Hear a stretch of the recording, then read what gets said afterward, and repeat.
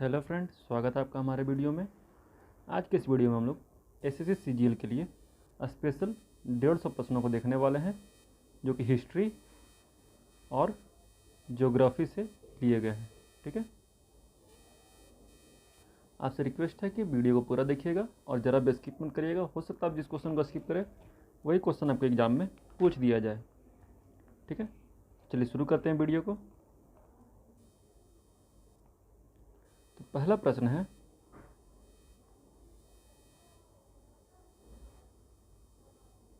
कि प्राचीन काल में मानव द्वारा किस अनाज का प्रयोग हुआ था? इसका सही जवाब होगा चावल। अगले प्रश्न की ओर बढ़ते हैं। अगला प्रश्न है कि भारतीय इतिहास में कौन सा स्रोत प्राचीन भारत के मार्गों पर मौन है, यानी कि उसको दर्शाता है, मौन नहीं होगा, दर्शाता है। तो सही जवाब होगा मिलिंद पान्हु। आगे बढ़ते हैं अगले क्वेश्चन की तरफ। अगला क्वेश्चन है, सर्वप्रथम भारत को इंडिया किसने कहा था? तो ये था यूनानवासी, जो कि यूनान से भारत आते थे ट्रेड करने के लिए, यानी कि व्यापार करने के लिए। ठीक है, अगले क्वेश्चन की तरफ बढ़ते हैं। अगला क्वेश्चन है, मेगास्थनीज ने अपनी पुस्तक इंडिका में किसके शासनकाल का वर्णन किया है? इसका सही जवाब होगा चंद्रगुप्त मौर्य। आगे बढ़ते अगले क्वेश्चन की तरफ। अगला क्वेश्चन है कि चीनी यात्री हेन सांग सर्वप्रथम किस भारतीय राज्य में पहुंचा? तो उसका नाम है कपीसा। आगे बढ़ते हैं। सर्वप्रथम भारतवर्ष का जिक्र किस अभिलेख में मिलता है या मिला है? तो इसका सही जवाब होगा हिंदू गुफा के अभिलेख में। आगे बढ़ते हैं। अगला क्वेश्चन है कि अभिलेखों का अध्ययन क्या कहलाता है? तो ये होगा एपिग्राफी कहलाता है अभिलेखों का अध्ययन। अभिलेख जो होते हैं वो पत्थर पे लिखे जाते हैं, याद रखिएगा, और शिलालेख भी। ठीक है, आगे बढ़ते हैं। अगला क्वेश्चन है कि सिंधु सभ्यता के लोग किस क्षेत्र के निवासी थे या मूल निवासी थे? तो ये भूमध्य सागरीय क्षेत्र के वो निवासी थे। अगले क्वेश्चन की तरफ बढ़ते हैं। अगला क्वेश्चन है कि गौतम बुद्ध ने अपने उपदेश सबसे अधिक किस स्थान पर दिए थे? तो ये होगा श्रावस्ती में उन्होंने सबसे अधिक उपदेश दिए हैं। आगे बढ़ते हैं। सिकंदर किसका शिष्य था? तो सिकंदर जो था अरस्तु का शिष्य था। अगला क्वेश्चन, सिकंदर का सेनापति कौन था? तो ये होगा सेल्यूकस निकेटर, सिकंदर का सेनापति था। अगला क्वेश्चन है कि भारत में शिलालेखों का प्रचलन किसने करवाया था? तो ये अशोक के द्वारा करवाया गया था। अशोक ने काफ़ी ज़्यादा शिलालेख लिखवाए थे, जिसके बाद शिलालेख लिखवाने का प्रचलन काफ़ी तेज़ी से बढ़ा था। ठीक है, अगला क्वेश्चन देखते हैं। अगला क्वेश्चन है कि पुराणों में अशोक को क्या कहा गया है? तो पुराणों में अशोक को अशोक वर्धन कहा गया है। आगे बढ़ते हैं। अगला क्वेश्चन है कि भरहूत स्तूप का निर्माण किसने करवाया? तो ये पुष्यमित्र शुंग ने करवाया है। आगे बढ़ते हैं। अगला क्वेश्चन है, रेशम बनाने की तकनीक का आविष्कार सर्वप्रथम किस देश में हुआ था? तो याद रखिए, सर्वप्रथम रेशम बनाने की तकनीक का आविष्कार हुआ था चीन में। आगे बढ़ते हैं। अगला क्वेश्चन है कि गुप्त वंश का संस्थापक कौन था? ये वो श्रीगुप्त। आपको याद रखना है हर एक वंश के संस्थापक कौन थे और आखिरी राजा कौन था। ये क्वेश्चन काफ़ी ज़्यादा इंपॉर्टेंट होता है, इसलिए आपके लिए ये क्वेश्चन जो है मोस्ट इंपॉर्टेंट क्वेश्चन है। अगले क्वेश्चन की तरफ बढ़ते हैं। अगला क्वेश्चन है कि मंदिर बनाने की कला का जन्म किस काल में हुआ था? गुप्त काल में। गुप्त काल में द्रविड़ शैली और नागर शैली के दो टाइप के मंदिर तेज़ी से बनाए गए, जिसमें मंदिर बनाने का प्रचलन काफ़ी तेज़ी से बढ़ा था। अगला क्वेश्चन है, प्रियदर्शिका नामक संस्कृत ग्रंथ की रचना किस शासक ने की है? तो इसका जवाब होगा हर्षवर्धन ने। अगले क्वेश्चन की तरफ बढ़ते हैं। अगला क्वेश्चन है कि नागनंदा नामक संस्कृत नाटक की रचना किस शासक ने की है? तो इसका जवाब होगा हर्षवर्धन ने। अगला क्वेश्चन है कि अजंता की गुफा किस धर्म से संबंधित है? ये बौद्ध धर्म से। इसमें एक जवाब जो होता है वो विष्णु धर्म भी आता है। ठीक है, जो कि एक गलत जवाब है। बहुत लोगों को लगता है कि अजंता की गुफाएँ जो है विष्णु धर्म से रिलेटेड है, इसलिए वैष्णव धर्म से। ठीक है, अगला क्वेश्चन है कि सुदर्शन झील का पुनरुद्धार किसके द्वारा करवाया गया? तो यह स्कंदगुप्त के द्वारा।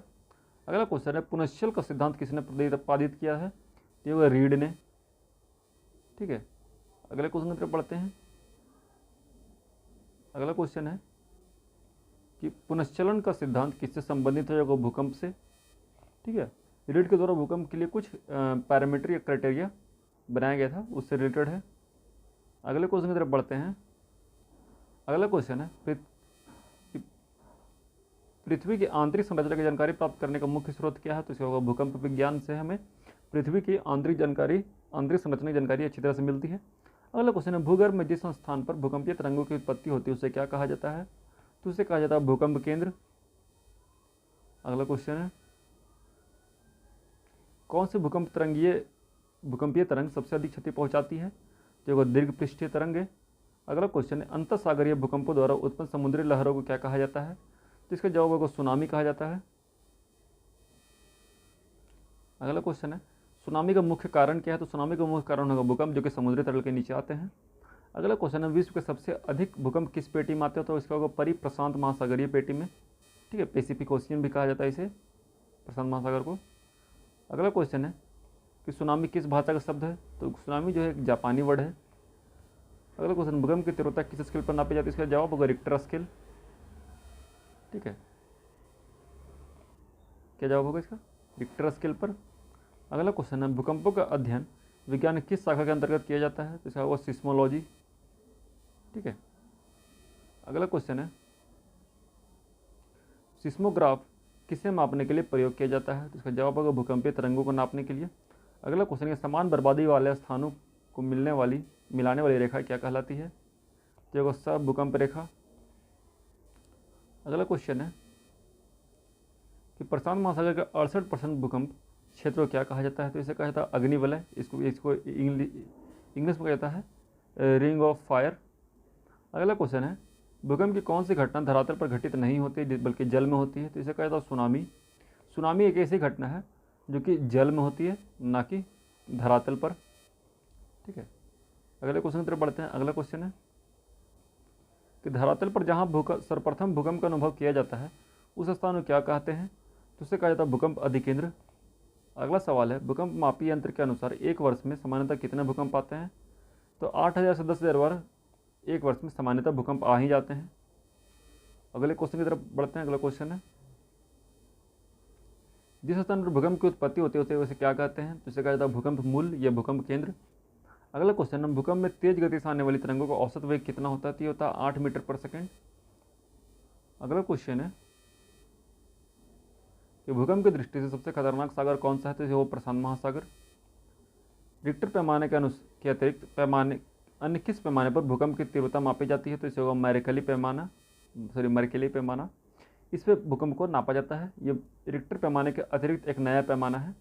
ठीक है, मतलब कि यूज बाहर है फिर इसका यूज किया जाता है। क्वेश्चन अक्सर इसे पूछे जाते हैं। ठीक है, अगला क्वेश्चन है कि धरातलीय भूकंप की तरंगें किस आकार की होती है? तो ये होगा एल आकार की। इसको एल वेव भी कहा जाता है। अगला क्वेश्चन है भक्ति आंदोलन के प्रतिपादक कौन थे? तो ये होगा रामानुजाचार्य। अगला क्वेश्चन है कि पंजाब में भक्ति आंदोलन के जनक कौन थे? तो पंजाब में भक्ति आंदोलन के जनक का बात की जाए तो वो गुरु नानक देव। अगला क्वेश्चन है कबीर के गुरु कौन थे? तो इसका जवाब होगा रामानंद। अगला सवाल है कबीर का जन्म कहाँ हुआ? तो ये होगा लहरतारा जो कि काशी के पास है। अगला क्वेश्चन है कि कबीर की मृत्यु कहाँ हुई? ये मगहर पहले नाम था, अभी इसका नाम हो गया संत कबीर नगर। यह है उत्तर प्रदेश में। अगले क्वेश्चन की तरफ बढ़ते हैं। अगला क्वेश्चन है महाराष्ट्र में भक्ति संप्रदाय किसकी शिक्षाओं द्वारा फैला? तो इसका सही जवाब होगा संत ज्ञानेश्वर। अगला सवाल है भक्ति आंदोलन को दक्षिणी भारत से लाकर उत्तर भारत तक प्रचारित करने वाले कौन थे? इसका जवाब होगा रामानंद। ठीक है, जो कि कबीरदास के गुरु भी थे। अगला सवाल है कि चैतन्य महाप्रभु किस संप्रदाय से जुड़े थे? ये वो गौड़ीय संप्रदाय। अगला क्वेश्चन है पुष्टि मार्ग के दर्शन की स्थापना किसने की? तो पुष्टि मार्ग के दर्शन की स्थापना किया गया था वल्लभाचार्य के द्वारा। अगला क्वेश्चन है कि किस संत ने ईश्वर को अपने पास अनुभव करने के लिए कीर्तन को अपना माध्यम बनाया? जो को चैतन्य महाप्रभु। इन्हीं के बाद से जो भजन कीर्तन है वो काफ़ी ज़्यादा प्रचलन में आ गया। ठीक है, आगे बढ़ते हैं। अगला क्वेश्चन है अद्वैतवाद का सिद्धांत के प्रतिपादन किसने किया था? तो ये होगा शंकराचार्य ने। अगला क्वेश्चन है भक्ति आंदोलन के दौरान असम में भक्ति आंदोलन किसने चलाया था? तो इसका जवाब होगा शंकर देव। अगला क्वेश्चन है कि गुरु नानक का धर्म उपदेश क्या था? तो ये वो मानव बंधुत्व, वो मानवता पे काफ़ी ज़्यादा जोर देते थे।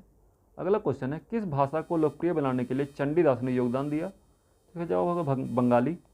अगला क्वेश्चन है, रामानुज के अनुयायी को क्या कहा जाता है? तो इन्हें वैष्णव कहा जाता है, क्योंकि वो विष्णु को अपना परम गुरु मान के चलते हैं, ठीक है, और विष्णु भगवान की ही पूजा करते हैं, इसलिए उन्हें वैष्णव कहा जाता है। अगला क्वेश्चन है, बीजक के रचयिता कौन है? बीजक का फेमस किताब है जिसके रचनाकार है कबीरदास।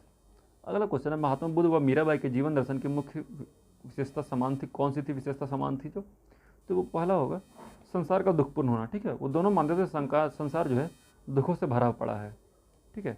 अगला क्वेश्चन है, प्रसिद्ध भक्ति रसिक कवित्री मीराबाई किसकी पत्नी थी?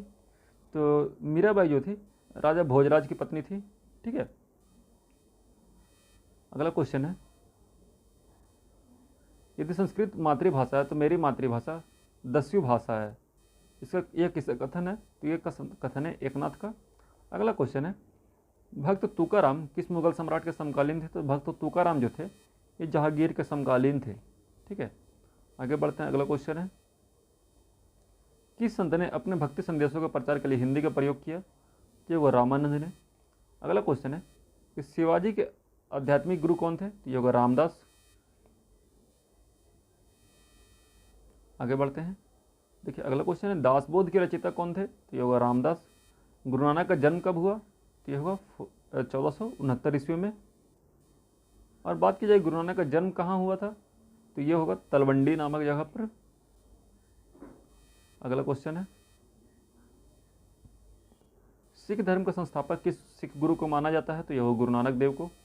अगला क्वेश्चन है, अमृतसर शहर का निर्माण किसने करवाया था? तो अमृतसर शहर जो है उसका निर्माण करवाया था गुरु रामदास के द्वारा। अगला क्वेश्चन है, किस धर्म गुरु को इस्लाम ना मानने के कारण अपना शीश कटवाना पड़ा था? देखा जाओ वो गुरु तेग बहादुर को। अगला क्वेश्चन है, महात्मा गांधी के प्रिय भजन जो पीर पराए जाने रे के रचयिता कौन है? तो इसका जवाब होगा नरसिंह मेहता। अगला क्वेश्चन है, नरसिंह मेहता कहाँ के प्रमुख संत थे? तो यह गुजरात के। अगला क्वेश्चन है, असम का चैतन्य किसे कहा जाता है? तो इसे शंकर देव कहा जाता है। अगला क्वेश्चन है कि मुगल शासक मोहम्मद शाह किस संप्रदाय का अनुयायी था? तो होगा शिव नारायण का अनुयायी था। अगला क्वेश्चन है, गुरु नानक का जन्म तलवंडी नामक स्थान अब किस नाम से विख्यात है? उसका नाम बदल कर क्या कर दिया गया है? ठीक है, सही जवाब होगा ननकाना साहिब, ठीक है, ननकाना साहिब। अगला क्वेश्चन है कि रामचरितमानस नामक ग्रंथ की रचना किसने की है? ठीक है, जवाब होगा तुलसीदास ने। क्वेश्चन है अगला, तुलसीदास का जन्म कहाँ हुआ? ये होगा बांदा जिला के राजापुर गांव में। अगला क्वेश्चन है, रायदासी संप्रदाय की स्थापना किसने की? तो इसका जवाब होगा संत रैदास ने। अगले प्रश्न की तरफ बढ़ते हैं। अगला प्रश्न है कि रैदास किसके शिष्य थे? तो इसका जवाब होगा रामानंद के। अगला क्वेश्चन है, निपख नामक आंदोलन किस धर्मगुरु ने चलाया? तो यह होगा दादू दयाल ने। अगला क्वेश्चन है, सिखों के 10वें गुरु कौन थे? तो सिखों के 10वें गुरु थे गुरु गोविंद सिंह। अगला क्वेश्चन है, धर्म शिक्षा विधि पाहुल की स्थापना किसने की थी? कि जब वो गुरु गोविंद सिंह ने धर्म दीक्षा विधि पाहुल की स्थापना की। आगे बढ़ते अगले क्वेश्चन की तरफ। अगला क्वेश्चन है, सिखों का प्रमुख त्यौहार कौन सा है? तो इसका जवाब होगा बैसाखी। अगला क्वेश्चन है, किस सिख गुरु ने पंजाबी भाषा के लिए गुरुमुखी लिपि की शुरुआत की? इसका जवाब होगा गुरु रामदास ने। ये काफ़ी ज़्यादा मोस्ट इंपॉर्टेंट क्वेश्चन है, पूछा जाता है अक्सर। अगला क्वेश्चन है, ये क्षेत्रफल की दृष्टि से भारत का विश्व में कौन सा स्थान है? तो इसका सही जवाब होगा 7वां स्थान है। अगला क्वेश्चन है कि जनसंख्या की दृष्टि से भारत का विश्व में कौन सा स्थान है? इसका जवाब होगा दूसरा। पहले नंबर पर चीन आता है, ठीक है। अगला क्वेश्चन है,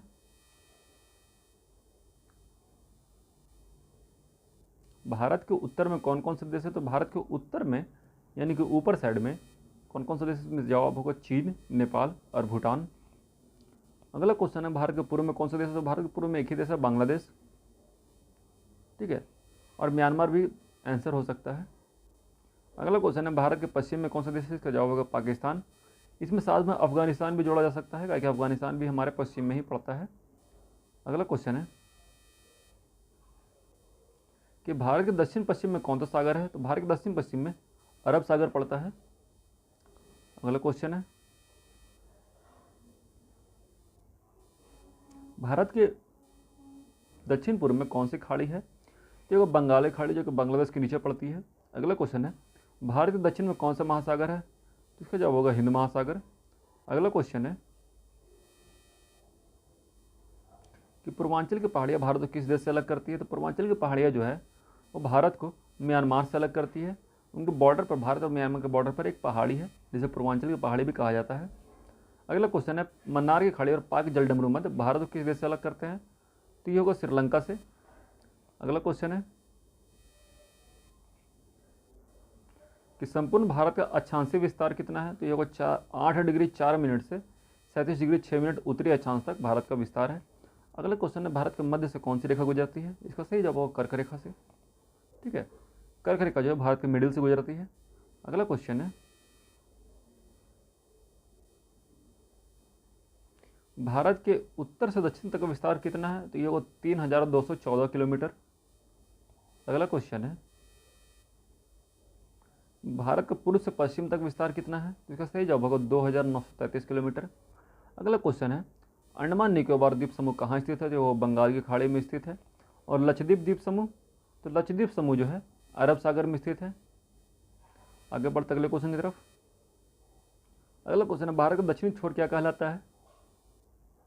ये कहलाता है इंदिरा पॉइंट, जो कि 2004 में जब भूकंप आया था, सुनामी आया था, उसमें डूब गया था। ठीक है, अगला क्वेश्चन है कि इंदिरा पॉइंट को किस नाम से, दूसरे नाम से जाना जाता है? तो इसे जाना जाता है पिगमिलियन पॉइंट के नाम से। पहले इसका नाम पिगमिलियन पॉइंट ही था, बाद में इसका नाम चेंज करके इंदिरा पॉइंट रख दिया गया। ठीक है, अगला क्वेश्चन है कि भारत का क्षेत्रफल, विश्व का क्षेत्रफल कितना है? तो ये 2.42% है। अगला क्वेश्चन है, विश्व कुल जनसंख्या का कितने परसेंट भारत में निवास करता है? तो वो लगभग 17% भारत में निवास करता है। अगला क्वेश्चन है कि भारत का कुल क्षेत्रफल कितना है? तो ये होगा 32,87,263 वर्ग किलोमीटर स्क्वायर। अगला क्वेश्चन है कि भारत की स्थल सीमाएं कौन कौन से देश से लगती है? तो जो भारत की स्थल सीमा है वो बांग्लादेश, चीन, पाकिस्तान, नेपाल, वर्मा और भूटान। वर्मा का नाम चेंज करके म्यांमार कर दिया गया है। तो कुल लगभग 6 देशों के साथ हमारी स्थलीय सीमाएं लगती है। अगला क्वेश्चन है, भारत की जल सीमा किन देशों के साथ लगती है? तो इसका सही जवाब होगा मालदीव, श्रीलंका, बांग्लादेश, म्यांमार और पाकिस्तान। कुल 5 देशों के साथ हमारी जलीय सीमा लगती है। अगले क्वेश्चन की तरफ बढ़ते हैं। अगला क्वेश्चन है, कर्क रेखा किन राज्यों से होकर गुजरती है? तो सही जवाब होगा राजस्थान, गुजरात, मध्य प्रदेश, छत्तीसगढ़, झारखंड, पश्चिम बंगाल, त्रिपुरा और मिजोरम। कुल 8 राज्यों से होकर गुजरती है। अगला क्वेश्चन है, भारत की मुख्य भूमि की दक्षिण सीमा कितने अक्षांश पर है? तो यह है 8 डिग्री 4 मिनट। अगले क्वेश्चन की तरफ बढ़ते हैं। अगला क्वेश्चन है कि भारत का मानक समय कहाँ से लिया गया है? तो इसे लिया गया है इलाहाबाद के निकट नैनी नाम की जगह पर। इसे इंडियन स्टैंडर्ड टाइम भी कहा जाता है। ठीक है, अगला क्वेश्चन है, भारत के मानक समय और ग्रीनिच समय के बीच कितना अंतर है? तो वो 5.5 घंटे का अंतर है। ठीक है, अगला क्वेश्चन है कि भूमध्य रेखा से भारत के दक्षिण छोर की दूरी कितनी है? इसका सही जवाब होगा 876 किलोमीटर। अगला क्वेश्चन है,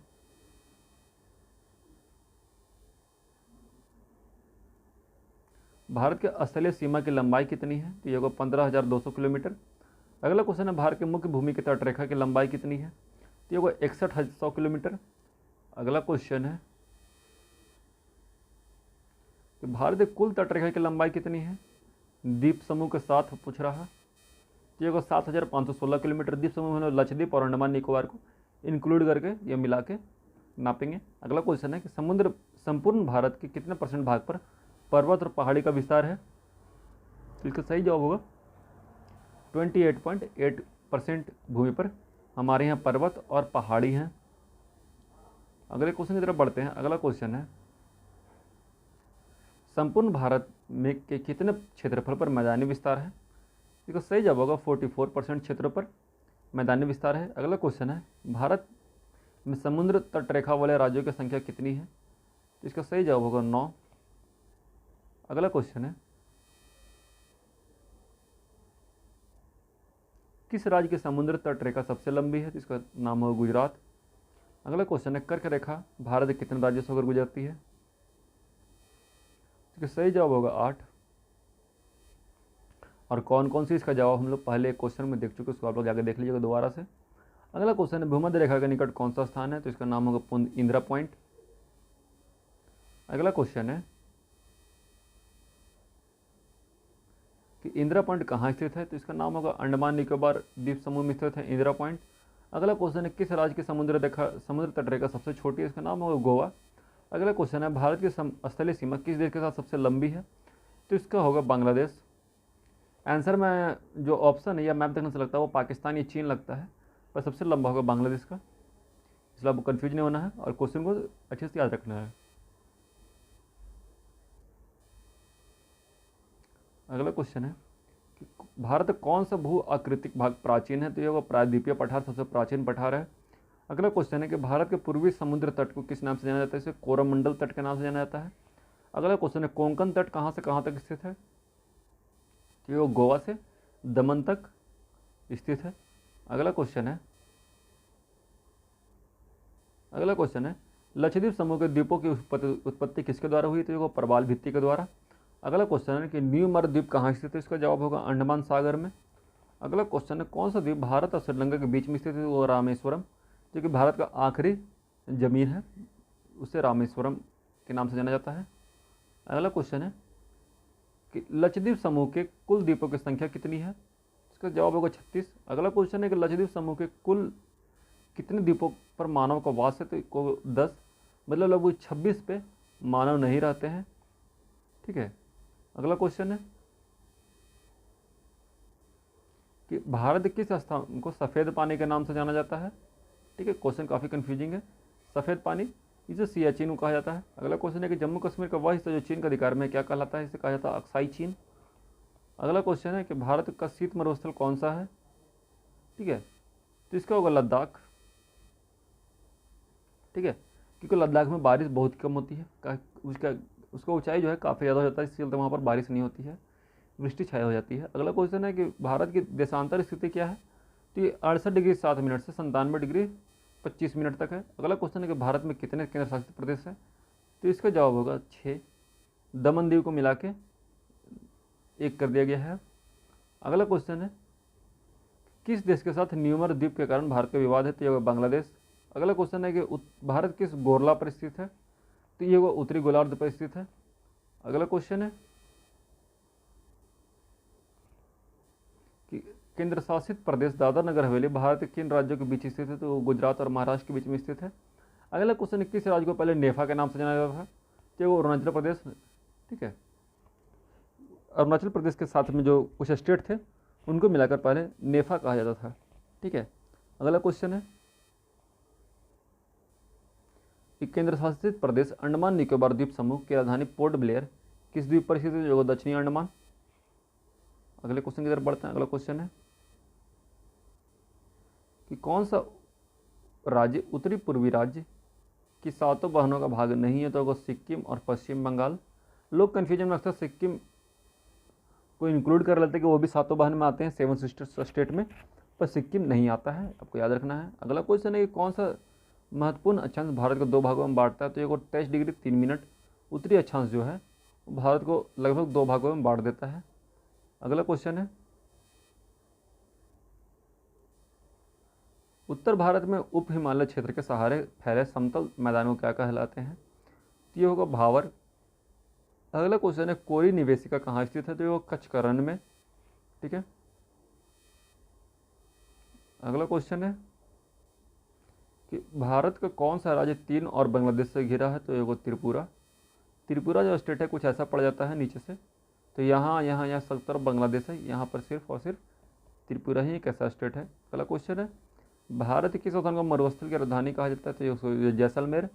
अगला और आखिरी क्वेश्चन कि अरावली और विंध्य श्रृंखला के बीच का कौन सा पठार है? तो ये होगा मालवा का पठार। ठीक है फ्रेंड, आज के वीडियो में इतना ही। आज के वीडियो में हम लोगों ने कुल 150 प्रश्नों को देखा, 150 प्रश्नों को देखा है।